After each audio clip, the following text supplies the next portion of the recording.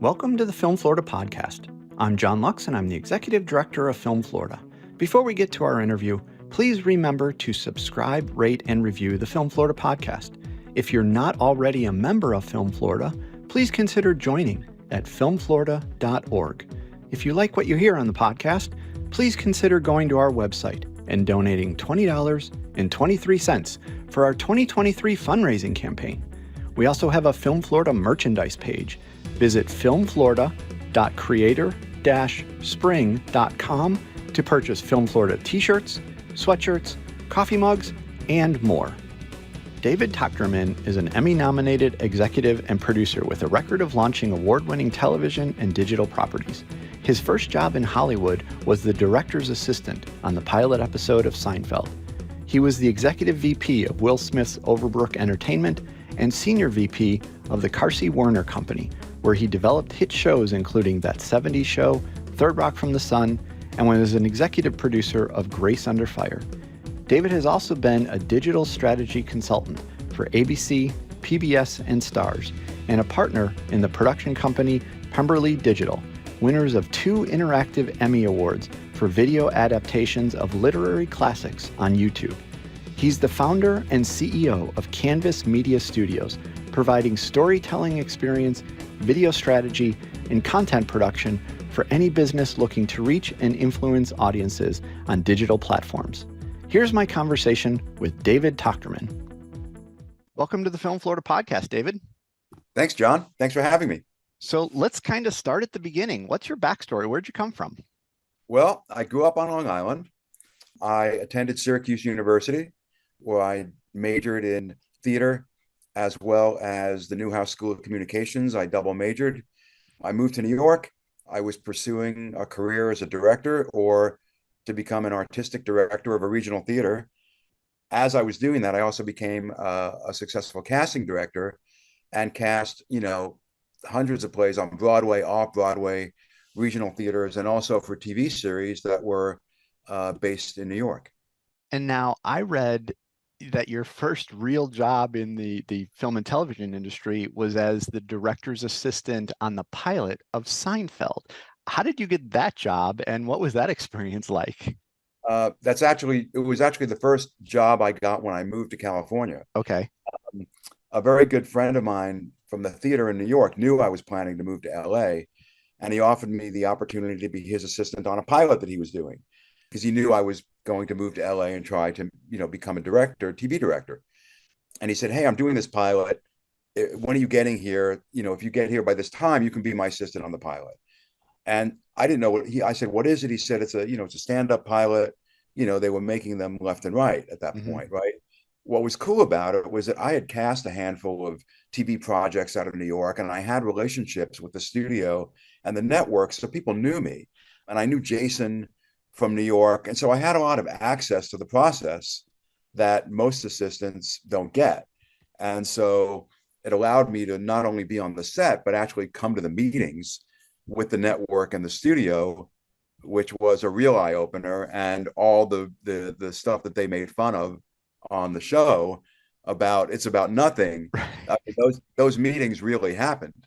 I mean, the network would come in and say, "I don't understand the show. It's not about anything." And Larry and Jerry would say, "Well, that's the point. Why does it have to be about something?" And nothing like that had been done before at a network. Networks comedies at that point were very straightforward and buttoned up. Right. There was an A story and a B story and laugh track, and it all kind of ended in the same place. So it was really different. The network would come in and give these notes like they didn't understand the show. And it was quite something. I've got a lot of great stories just about that. That could be a podcast on its own.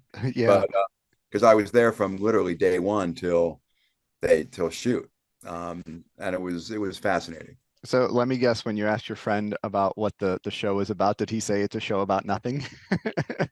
No, he said Jerry Seinfeld is doing a pilot, and I knew who Jerry was. He was already a fairly famous comedian, but Right. At that time he hadn't done a TV series. He wasn't as known to a TV audience at that point. He was the next comic that had been identified as somebody who should have a show. And I'm sure you've heard all the stories about the fact that they didn't they didn't really believe in it. Right. The testing came back that it was terrible, that everybody hated the characters. I mean, they really didn't know what to do with it, and they gave it like a 4-episode commitment that was meant to play just at late night. And for years, the producers and the studio had hanging on their wall a copy of the testing research. This show will never work. These people are hateful. Nobody's going to like them. Nobody's going to want to watch this. They were so, of course, and rightly so. They were so proud of that. And the rest is history, as they say. Yeah, no kidding.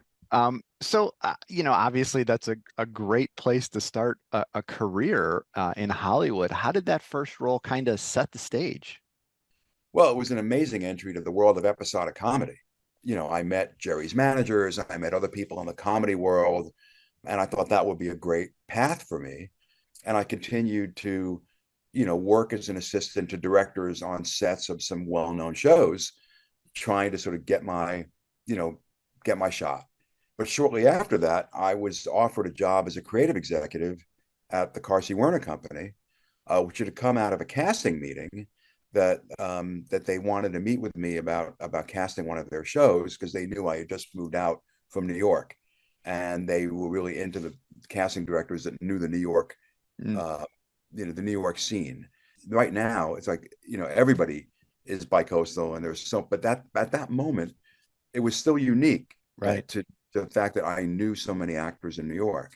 So anyway, it came out of that meeting. I had actually told them I wasn't interested in being in casting anymore, that I was trying to pursue a career as a director. And basically out of that meeting, they offered me a job working with them as a creative executive. I didn't really know what that meant, honestly, but everyone I trusted, said to me, this is one of the most successful companies in television right now. You got to say yes. And so I did. And I stayed with them when they were at their heyday in the 90s, when comedy was on top of the world. And I learned everything I know about producing at their feet when they were at the top of the industry. It was really an incredible opportunity that I learned so much from. And now, while you were at Carsey Werner, you worked on that 70s show, Third Rock, From the Sun, Grace Under Fire, Roseanne, just to name a few of those that you talking about there. Yeah. Do you have a favorite story from any of those that you could share? Well, not too many that I would share in public, but one story that everybody, that is the casting process for that 70s show was extraordinary, because every young actor in Hollywood auditioned for that show. And 3 of the main cast that have all gone on to become huge stars were complete unknowns. Right. And Ashton Kutcher, at that point, I think he was an underwear model. He had never acted. Wow. And of course, it was kind of apparent in the auditions that he wasn't really an experienced actor, but every woman in that room was like, you got to cast this guy. You have to cast him. And it really became this sort of inevitability that he just sort of knocked out every woman that was in the writer's room. That the writers, the producers are like, you got to cast this guy. He's so incredibly good looking and charismatic. Topher Grace, who was the lead, that was the hardest role to cast. They couldn't really settle on somebody. We couldn't really, settle on somebody that we really felt was going to really be the star of the show. And the producers, Bonnie and Terry Turner, their daughter said, hey, there's this kid I go to college with, and he just did a funny thing happen on the way to the Forum in college, and that was Topher Grace. And he had never auditioned for anything. He was a college actor. Yeah. Came in, got the part. Another great story was that Mila Kunis, she was actually 14 when she got that role. And she did something in the auditions that kind of showed that she didn't really understand some of these jokes because she was too young. And there was a line in the pilot about they were all going to go to a Todd Rundgren concert. And somebody said to her, you don't even know who Todd, you don't even like Todd Rundgren. And she said, hello, it's me. She didn't understand that was the line. That was the name of a song. Yeah. The line was, hello, it's me, is one of my favorite songs. Wow. Her reading was, hello, it's me. She didn't get the joke. And everybody was just on the floor dying of laughter. That's And funny. again, she got the part because she was terrific.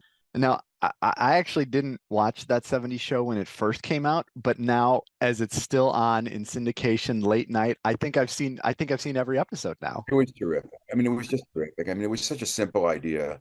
How do you update Happy Days and do it in the 70s with pot and, what went on in the 70s? And Bonnie and Terry, and also one of the writers from Third Rock who had worked with them. Bonnie and Terry had created Third Rock from the Sun. Hmm. And then we got them involved when we were developing that 70s show. And another writer, Mark Brazil, who was actually the lead writer on the pilot, with Bonnie and Terry, and they just knocked it out of the park. It was just Yeah. brilliant. Yeah. Fun show. Fun show. So after working at Carsey Werner, you moved to a role as an executive vice president of Overbrook Entertainment, the company run by Will Smith and James Lasseter. Can you share more about what that was like working in that position? Well, Will was terrific. He was generous, he was genuine, really cared about people. Really had a strong point of view about what he thought was great television. I got hired because he asked me what my favorite sitcom was of all time. And to which that was easy. I just said All in the Family. Oh, And he was like, absolutely, hands. So I knew that was the right answer. And so I was there for 4 years when he started the company, and it was terrific. I mean, he was great. One of the best experiences was that we identified Nick Cannon. mm, I'd seen him in a comedy festival. He was 16, and we gave him his first pilot.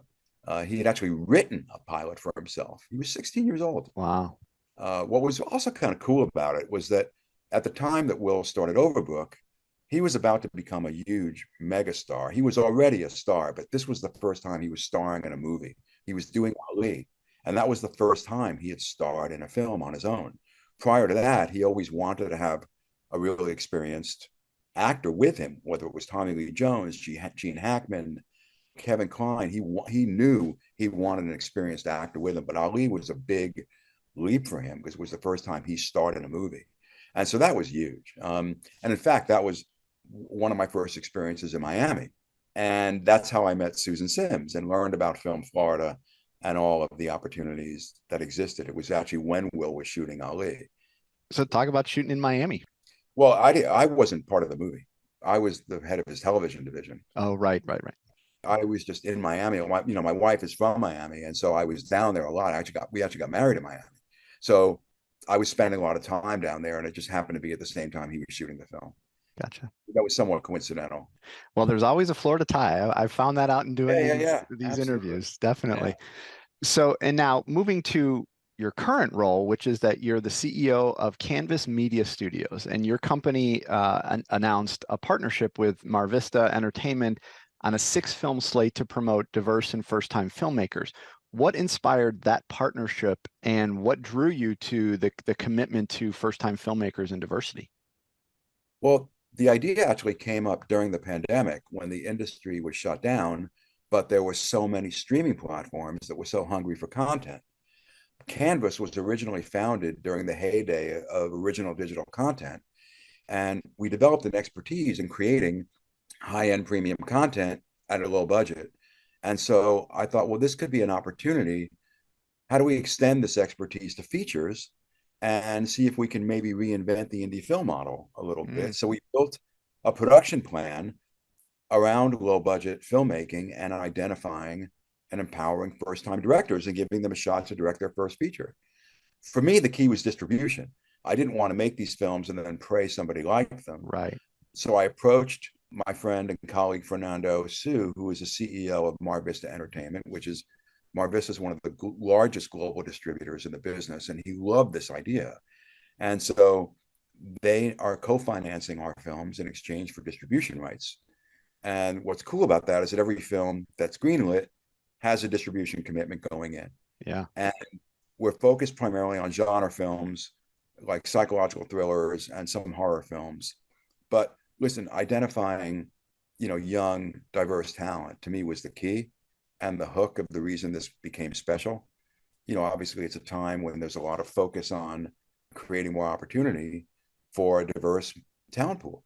And I was really happy to be, it was sort of a part of, when I was at Carsey Werner, we did Cosby. I was sort of a big part of this. It was always a part of my career to identify talent and to respect diversity. I learned a lot about that when I went to Overbrook. And so this was a great time, a great idea at the right moment. Yeah. Yeah. And now Don't Let It In is a thriller slated to be the first of the partnership that was filmed in cooperation with the Seminole Tribe of Florida, again with a Florida tie. You worked as the executive producer along the rest of the producing team. What was the production process like? How did that collaboration with the Seminole Tribe strengthen the film? Well, Don't Let It In was actually a short that had already been produced and directed by a Florida-based filmmaker named Jay Henrick in partnership with the Seminole Tribe. When I started this deal, I reached out to industry connections, managers, other producers, directors, that were looking for material, and a manager sent me the short, and I thought it was terrific. The first question I asked is there a full-length script? And once he said it was, I knew that was going to be our first film. It's based on a true Native American myth. We shot almost all the film on location at the Seminole Reservation in Big Cypress, outside Hollywood, Florida. It was an honor to collaborate with the Seminole Tribe.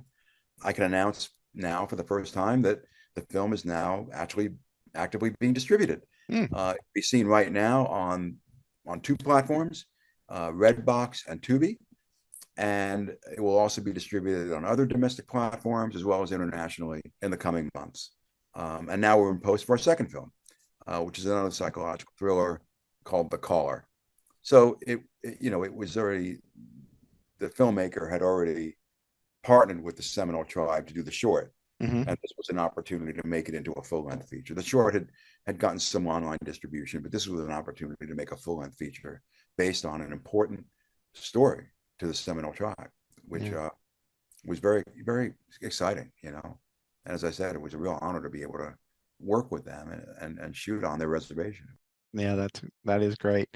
Your work in video adaptations of literary classics on YouTube with Pemberley Digital won 2 Interactive Emmy Awards. How did you become involved with that project? Well, after Overbrook, I became one of the first TV executives to cross over to digital media. By that time, content on the internet was sort of just becoming a thing. And I really saw this as it seemed like it was going to be the future. And it went through a lot of different permutations. And it led to me joining a startup just at the time that YouTube blew up. And so I literally was at ground zero for the digital revolution or evolution that happened after YouTube came on the scene. And that led to me getting involved actually with a number of startups in the digital content area. It was interesting because doing the content was the easy part. Everything else was like getting an MBA on the fly because it was all tech and marketing people at that point, right? But in any case, I actually had become for a short time an agent at a talent agency that was looking to build a digital capability, like a digital business development presence. And through that, I met the creator of a show that was called the Lizzie Bennet Diaries. And I actually represented that show. And then we wound up raising money to create a company called Pemberley Digital, based on the success of Lizzie Bennet Diaries, which had won the first Emmy Award for YouTube programming, which was really kind of exciting. And then Pemberley did a follow-up. Lizzie Bennet Diaries was based on Jane Austen's Pride and Prejudice. Right. And at that time, there were very few shows on the internet for girls. Most of it was all considered dude humor, and one of the things that made the show so successful was that it appealed to young girls who were Jane Austen fans, so it got a big audience really quickly. And so, as I said, we raised financing to create Pemberley Digital, and then did another show, another Jane Austen novel called Emma Approved, which is also based on Emma. And then that won an Emmy as well for YouTube content, interactive content. And then I wound up leaving the agency to join Pemberley Digital full time. And then from there, I found a canvas after Pemberley Digital. Pemberley did some other shows as well, but it was really an amazing time because YouTube content was still in its infancy. Right. and still sort of finding itself, and people were trying to figure out what it meant and what was the business future for it. It was a very exciting time to be around so many young, talented creators. It was a very exciting time. And now, prior to founding Canvas, you were also a digital strategy consultant for ABC, PBS, Stars. What were your main tasks as a digital strategy consultant, and how did all those earlier experiences prepare you for this? Actually, it was happening. It wasn't so much prior to Canvas. I mean, it was sort of at the same time. Mm, Uh, again, I was one of a small handful of executives and producers that had experience in both traditional and digital. And companies like PBS and Stars were still finding their way into the digital content business. And so I was able to sort of help guide these legacy media companies into finding their way to having an online presence. And what did that actually mean? With PBS had already had a digital entity called PBS Digital Studios, but they didn't really have a full business plan around developing this content, monetizing this content, licensing this content, attracting brands. And so it was really, again, a cool time to work alongside these legacy media companies and helping them identify what it meant to have a digital presence, both creatively as well as financially. And so it was really cool. ABC, when I worked for ABC, they were relaunching ABC.com. hmm And again, it was well, what's the content going to look like? What's the marketing strategy going to be? What's the audience strategy going to be? And so it was really, really cool to work alongside these networks as they were sort of finding their way forward in the digital world. Yeah, yeah. And I mean, a lot has changed, and it's always changing. So that's important to have somebody who knows what they're doing, like you were. Yeah. Look, again, at the time, the business has changed so much since then. And believe it or not, I mean, even as far as early as 2015, 2016, it was still new. Right. Not everybody was in it. Now everybody's in it. Now it's not new media anymore. But for years, it was referred to as new media.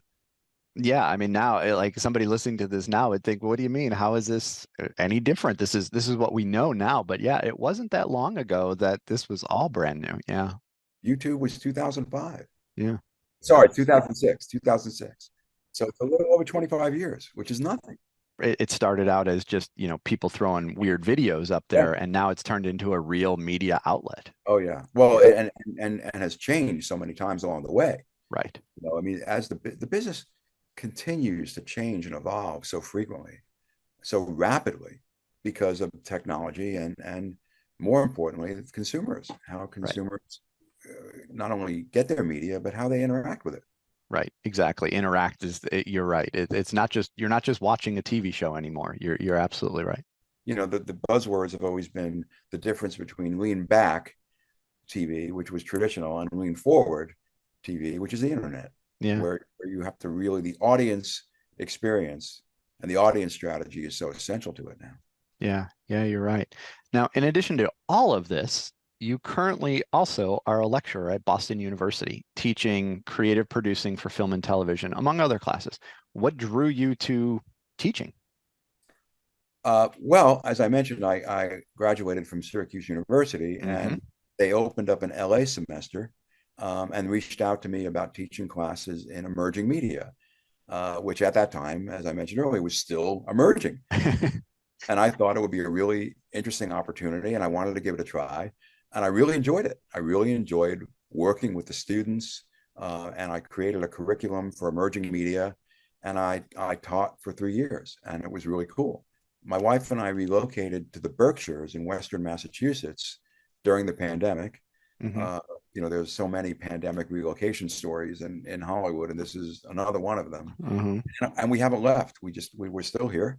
We still live here full time, and we now live here full time, I should say. And I go back to California, frequently, as often as I need to for business. But I reached out to BU and met them, and I've been teaching there for the past 2 years, teaching both creative producing in the undergraduate program and also in the graduate program, the master's program in media ventures, which is really cool because it really sort of gives me an opportunity to sort of combine the creative and the business evolution of media that we've been talking about. Yeah. The class I teach is called Media and Evolution. Hmm. And so it's cool. I mean, the students are terrific. BU is terrific. And so it's really been very, very enjoyable. Now, you've worked all over the industry from the very beginning in all different roles and with different companies. Is there a particular role or a particular, expertise that you get the most out of that's most rewarding to you out of everything you've done? Well, there's more than one answer to that question. I'm very fortunate that I've gotten to do a lot of really cool, exciting things in this business. Working on the development of a TV show that becomes a hit is very exciting. Yeah. And working alongside Tom Werner and Marcy Carsey, I got to experience that several times, not only with that '70s show, but Third Rock from the Sun Yeah. and Grace Under Fire, which was the first show that I developed with Carsey Werner and where I earned my first executive producer credit. Mm. And it's just such a cool experience to see a show go from development to becoming a hit and being a part of that. There's also really nothing like the process of raising financing and becoming the CEO of a media company, which Mm.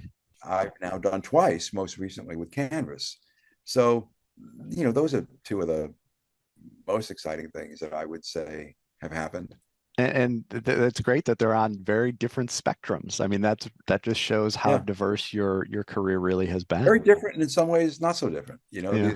The skill sets are not as different as it may sound, Yeah. even though Okay. the venues are a little different. Yeah, yeah. Now, the obligatory question is, advice. What's the your best advice you give somebody for building and sustaining a successful career in the industry?